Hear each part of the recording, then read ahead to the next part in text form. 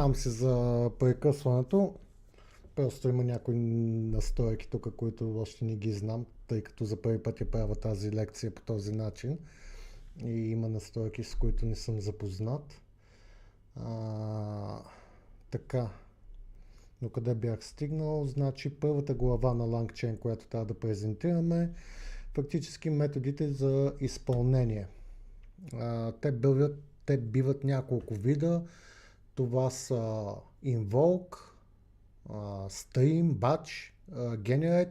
Има и други, но това са най-използваните. Сега Invoke, примерно, ни позволява да изпратим заявка към езиков модел и да получим отговор. Stream, от друга страна, също ни позволява да изпратим заявка, но отговор, който получаваме, се стримва към нас в реално време. Batch метода ни позволява да изпратим няколко заявки едновременно, паралелно, и след обработката чрез езиковия модел получаваме обратно отговор.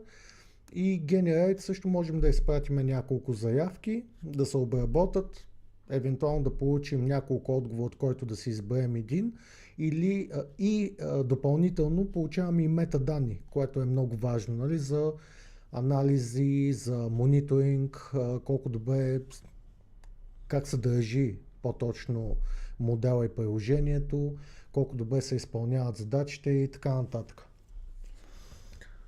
Нека да започнем с презентацията, като впрочем за всяка една глава, която имам, ще презентирам по един пример, тъй като, нали, всичките примери, ако ги презентирам, няма да ми стигне времето. В момента съм се спрял и имам желанието да презентирам стриминг, изпълняващия метод, да видим какво и как точно се случва. Така. Кода, по принцип, и статиите, по които говоря, ги имам в личния ми сайт, който е chulakofit.com, и там можете да намерите AI и LangChain Intro. И оттам вече можете да видите всичките тези статии, които съм разработил. Като, нали, има и доста допълнителни материали, освен това, което ще говоря, където ще ви е полезно в един по-късен момент. Ако нещо сте забравили или аз нещо съм изпуснал, винаги можете да дойдете в този блок и да видите и да сравните. Има примери с код, има обяснения, кое как работи, защо работи, какво се случва, как се случва и така нататък. Така, сега да започнем с първия код, който, нали, искам да презентираме. Така, това е стриминг. Фактически първо трябва да си импортнем инструментите, които ще използваме за целта. Надявам се да е всичко достатъчно добре видимо. Така, първият инструмент, който импортваме е ChatOpenAI. Това е фактически клас, който ни позволява да взаимодействаме с OpenAI моделите. Следващия инструмент е .env. .env-то фактически ни дава възможност да боравим с env файла и по този начин да си импортнем и константите, които ще видите след малко. С .config вече можем да работим с константите, които са вътре.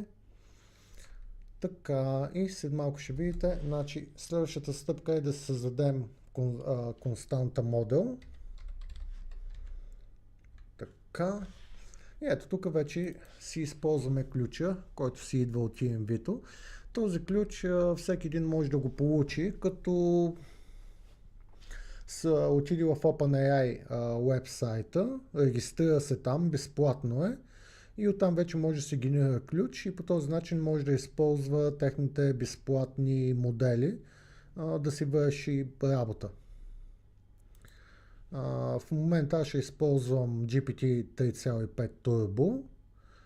Тук си задавам ключа, тук си задавам името на модела, който ще използвам. Сега имаме някои допълнителни параметри, като temperature. Какво представлява това нещо? Температурата общо взето, ако е по-ниска, моделът започва да става по-прецизен и по-точен. Това примерно се използва в по-точните науки, като математика, физика и така нататък. Ако примерно температурата стане по-висока, тя е между 0 и 2, изпуснах да кажа. Ако температурата е по-висока, примерно 1,5 и нагоре, тогава моделът става по-разговорен, по-разнообразен от гледна точка на това, че може да се използва за писане на есета, за писане на блог статии и изобщо в литературните науки като цяло. Допълнително на този клас имаме и други параметри, които само ще ги покажа, но ако накрая ми остане време, мога да се върна да ги презентирам. Така. Допълнителни параметри, които по принцип са важни, но не се ползват чак толкова често. Първо това е Top P, Frequency Penalty, Presence Penalty, Max Token. Max Token се ползва. Това е по принцип, колко токена отговор, който получаваме от AI да се събере. Ако примерно са 500, той ще се опита да ни отговори в Max 500 токен. Това не означава, че ще отрежи съдържанието, ами просто ще се опита да оптимизира отговора и съдържанието, че да се вмъкне в тези токени. Ако му дадем повече токени, то отговор ще стане по-голям. Сега, ако токените са малко, 5 токена, тогава вече да, ще ви отреже, най-вероятно ще ви отреже отговора. Така, тук вече има и допълнителни обяснения на топи, frequency penalty-то. Извинявам се, казаха ми, че по принцип да, като отворих файловата структура и кода не се вижда, макар че то към момента не беше много, но да, пребрах файловата структура, за да може кода да се вижда по-добре. Така, frequency, persistence penalty и max token функцията също, която е много важна и съм разписал, но за тези неща по-късно. Така, да продължим нататък по самия код и по параметрите, които по-често се използват. Следващата стъпка е фактически да си създадем нашата си функцийка, в която ще се случва магията общо взето. Така. Това ни е функцийката, директно си извикваме. Catch го използваме, за да можем да префаним всички грешки, които потенциално могат да се случат вътре и да ни се изписват в терминала. Така, следващата стъпка е да си създадем респонса.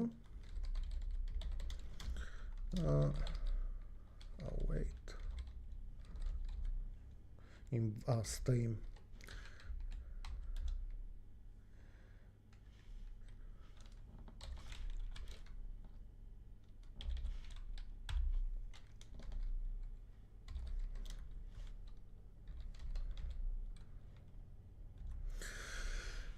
Така, следващата стъпка си създаваме една константа response, която приема стойностите от модел, от нашия модел, който създадохме по-горе, ето го тук. И използваме функцията за изпълнение stream, като вътре задаваме въпроса, който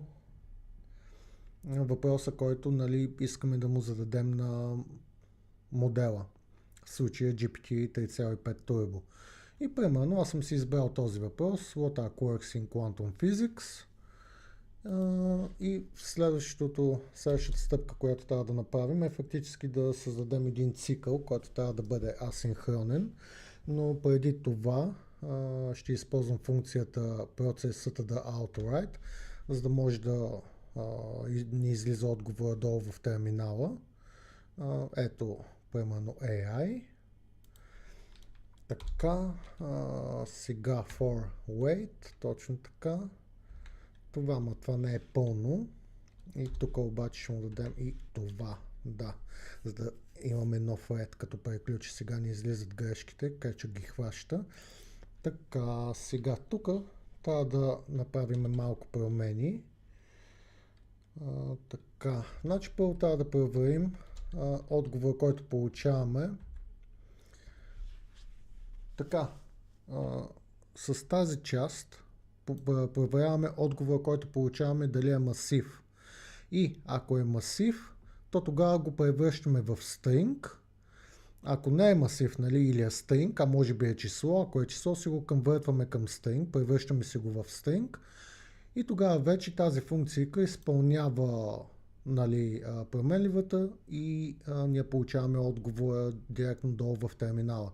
Тъй като в момента нямам UI, нали, вебсайт или нещо, където да излизат нещата и да пиша, за тази цел използвам терминал. Плюс това е и учебен код.